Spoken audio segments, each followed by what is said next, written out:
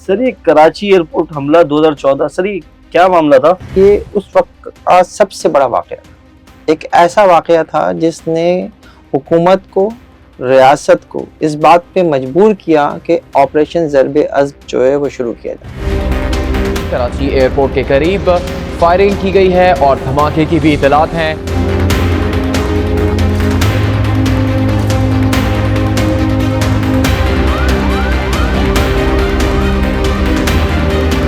Uzbek जंगजू जो है वो इसमें मुलव्विस पाए गए थे, हमला आवर वो थे। उन्हें असला यहाँ फराहम किया गया, उन्हें जो है यहाँ पे रिहाइश फराहम की गई, उनके यहाँ पे ट्रेनिंग्स की गई। तो ये सारी चीज़ें जो हैं इसने एक तरह से हिला कर रख दिया था कि अभी भी ऐसे ग्रोह मौजूद हैं जो इस लेवल का अटैक जो है वो कर सकते हैं। आपके आप जंगजू मारे गए, अब मुलजिमान तक कैसे पहुंचा जाए। एक पुलिस ऑफिसर अपने ऑफिस में बैठकर वो वीडियो देख रहा था और असले की, तो वो बताता है कि उसकी नज़र जो है वो एक पिस्टल पर पड़ी जिसपे नंबर लिखा हुआ था, क्योंकि सिर्फ नंबर के जरिए मुमकिन नहीं था उस शिपमेंट तक पहुंचना जिसमें जो है वो पिस्टल जो है वो आया था। तो पुलिस ऑफिसर ने अपने एक दोस्त को फ़ोन किया। ये दोस्त जो है वो केपीके का एक असला डीलर था। वो असला डीलर जो है अगले दिन फ्लाइट पकड़ता है, चाइना चला जाता है और 2 दिन बाद वापस आता है। एक पर्ची जो है उस पुलिस ऑफिसर को देता है, साथ ही एक लाइसेंस भी मिल गया। लाइसेंस के ऊपर एक तस्वीर, कुछ और नहीं, और एक फ़ोन नंबर उन्हें वहाँ से मिला। इंटरेस्टिंग,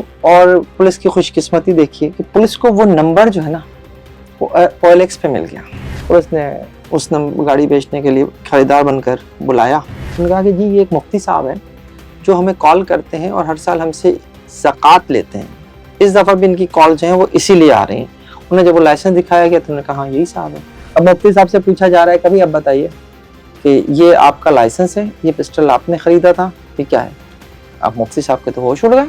फिर उसको याद आता है मुफ्ती को कि उसका एक दोस्त था, उसने कुछ अर्से पहले उनसे ये कहा था कि लाइसेंस बन रहे हैं, लाइसेंस आप तस्वीर खिंचवा के मुझे दे दें, लाइसेंस बनने का तो मैं आपको जो है लाइसेंस पहुंचा दूंगा।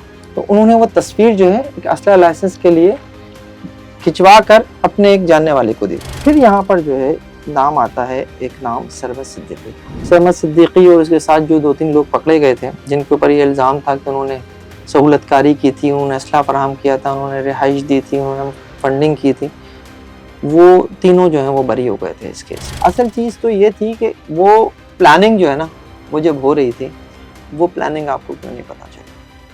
आपकी जो इंटेलिजेंस है वो उसका फेलियर था कि अगर कराची एयरपोर्ट पर हमले का कोई मंसूबा बन रहा था तो आपको पहले से क्यों नहीं पता।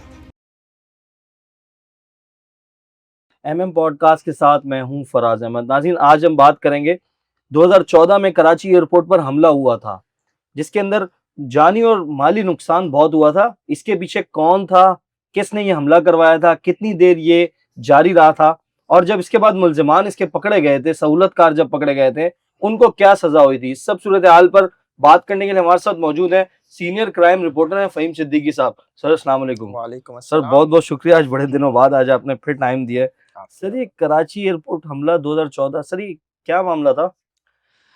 देखिए उस वक्त चूंकि पाकिस्तान में एक लहर थी दहशतगर्दी के हवाले से और मुख्तलिफ वाक़यात जो है वो तवातुर से हो रहे थे, उन्हीं में से जो है ये एक वाक़या हुआ था। लेकिन ये उस वक्त का सबसे बड़ा वाक़या था।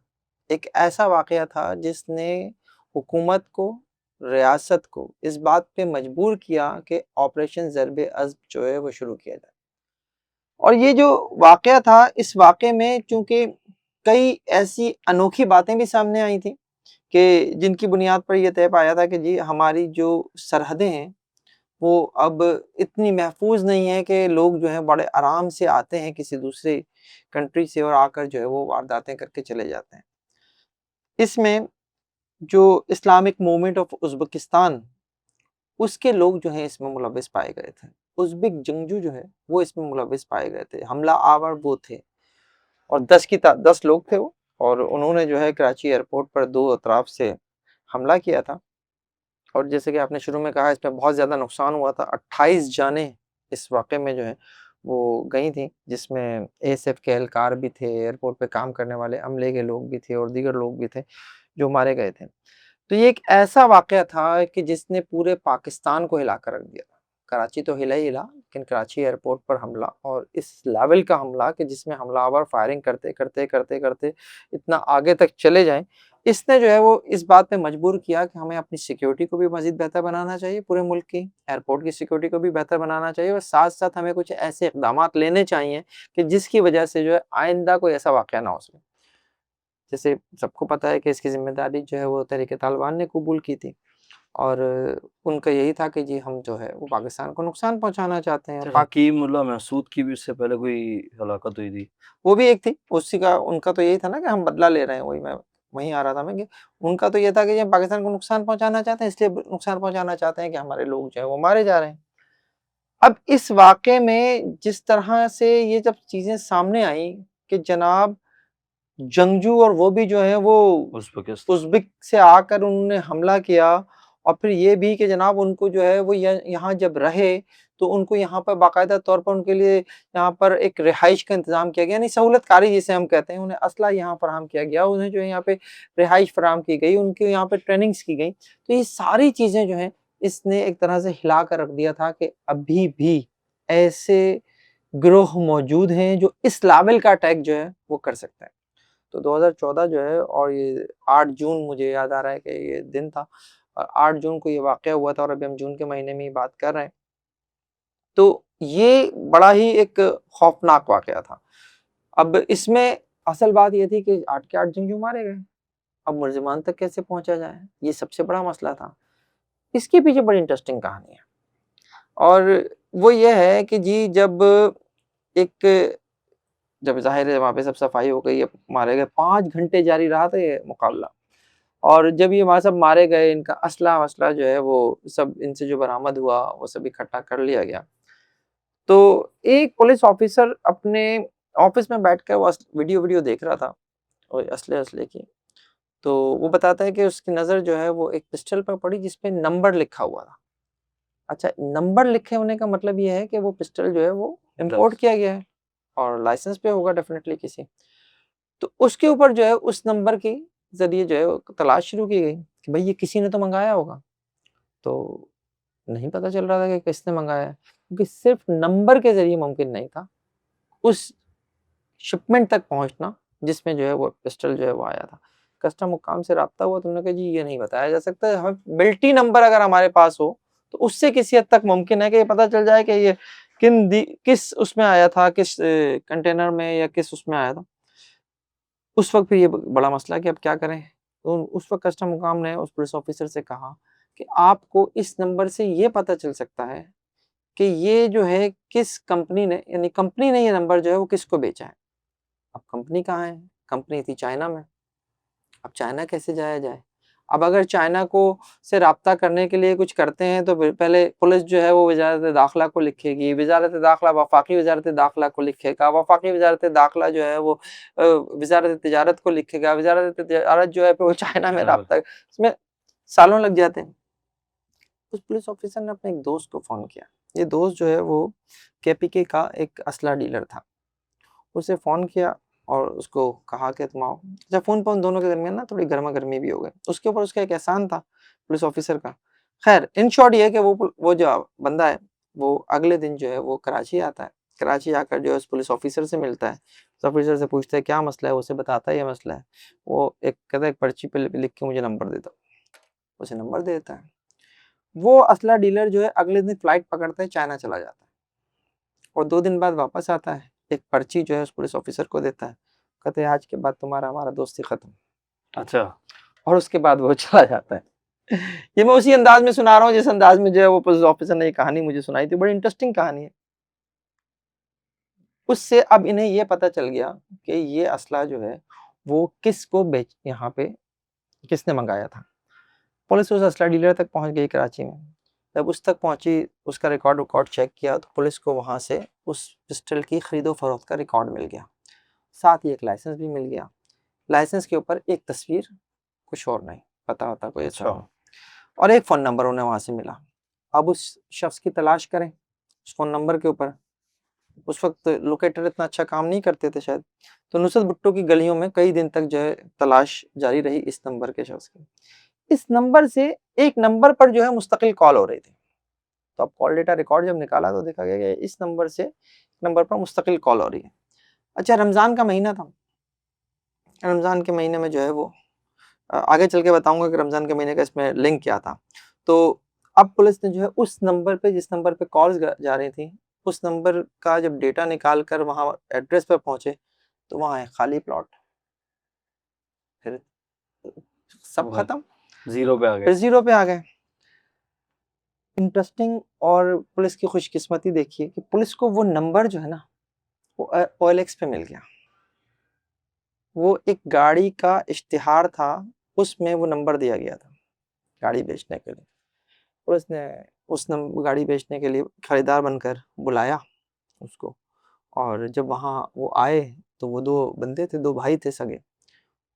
उन दोनों को जो पुलिस ने ले लिया। जब उन्हें वहाँ बुलाया गया और उनको कहा गया कि ये नंबर जो है ये किसका है, इससे आपके नंबर पे मुस्तकिल कॉल्स आ रही हैं। तो वो जो मैंने कहा था ना कि रमज़ान था, उन्होंने कहा कि जी ये एक मुफ्ती साहब है जो हमें कॉल करते हैं और हर साल हमसे ज़कात लेते हैं। इस दफ़ा भी इनकी कॉल जो है वो इसीलिए आ रही हैं। उन्हें जब वो लाइसेंस दिखाया गया तो उन्होंने कहा हाँ, यही साहब है। उन साहब वो जब बुलाया गया ट्रैप करके, एक भाई ने फ़ोन किया कि ज़कात के पैसे ले जाएँ। वो जो है ज़कात के पैसे लेने आए, मुफ्ती साहब को ले लिया। अब मुफ्ती साहब आ गए सामने। अब मुफ्ती साहब से पूछा जा रहा है, कभी अब बताइए कि ये आपका लाइसेंस है, ये पिस्टल आपने खरीदा था, ये क्या है? अब मुफ्ती साहब के तो होश उड़ गए। उन्होंने कहा मैंने तो कभी लाइसेंस बनवाया ही नहीं। तस्वीर आपकी है, ये तस्वीर मेरी है। तो ये लाइसेंस ये मेरा नहीं है। फ़ोटोकॉपी थी उनके पास। फिर उसको याद आता है मुफ्ती को कि उसका एक दोस्त था, उसने कुछ अरसे पहले उनसे ये कहा था कि लाइसेंस बन रहे हैं, आप तस्वीर खिंचवा के मुझे दे दें, लाइसेंस बनने का तो मैं आपको जो है लाइसेंस पहुँचा दूँगा। तो उन्होंने वो तस्वीर जो है एक असला लाइसेंस के लिए खिंचवा कर अपने एक जानने वाले को दी थी। वो जानने वाले की तलाश शुरू हुई। वो एक कालाधन तंजीम थी, उसके यूनिट इंचार्ज थे वो। उनकी जब तलाश शुरू हुई, अब वो ना मिल के दें।